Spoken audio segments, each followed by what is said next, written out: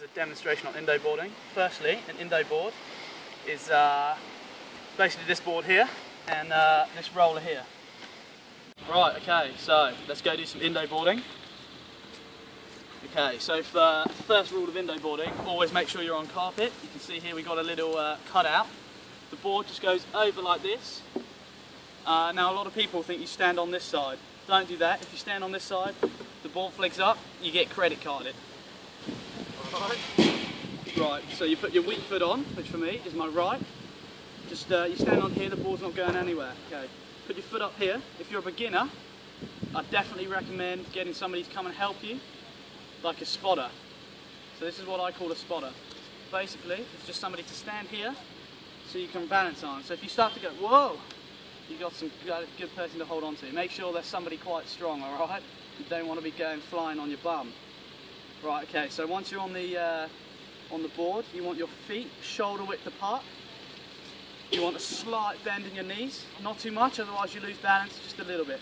And just try rocking the board from side to side. Sometimes help if you keep focus at a certain point. Others find it easier if you hold your ear, stick your tongue out, do whatever. Okay, so you've got the grips with that a little bit.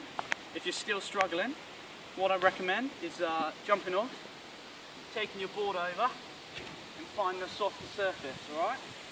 So place it down here, use the same technique to get on again. On the softer surface, the roller won't roll as quickly, it just reduces the speed of what the roller can move at. So it's a lot easier, you've got a lot more time to react, everything's slowed down, it makes it a little bit easier for you. Okay, so here we are back on our harder surface, and I'm just going to run through, exiting off the board now. Right, okay, so what you want to do is bring your strong foot over closest to the roller. When you're there, just gently put that right foot down, the weak foot down, and step off the board. Alright?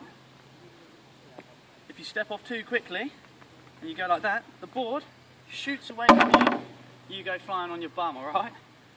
And vice versa if you do it too slowly. It's just all about that timing with the Indo boarding and knowing when to move your feet. Okay, so once you've got the hang of that and you started to master it, you can give yourself a few challenges by trying a few tricks. The first easy one to try is the foot out the back. So you put your weak hand down on the board and just chuck your back foot out the back of the board there like that. Foot back on, stand up, jobs are good. Okay, right, so once you master that trick, you can try spice things up a little bit by putting the foot out the front instead of out the back. You do this much the same way.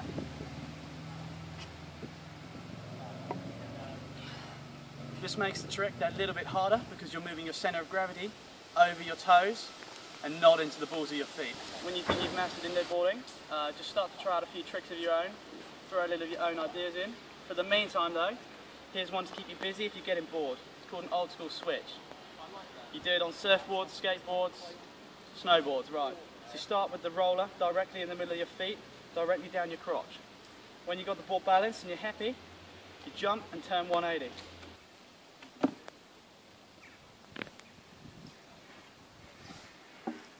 Thanks for watching our video on Indo boarding. Please feel free to subscribe, like and comment on the boxes below.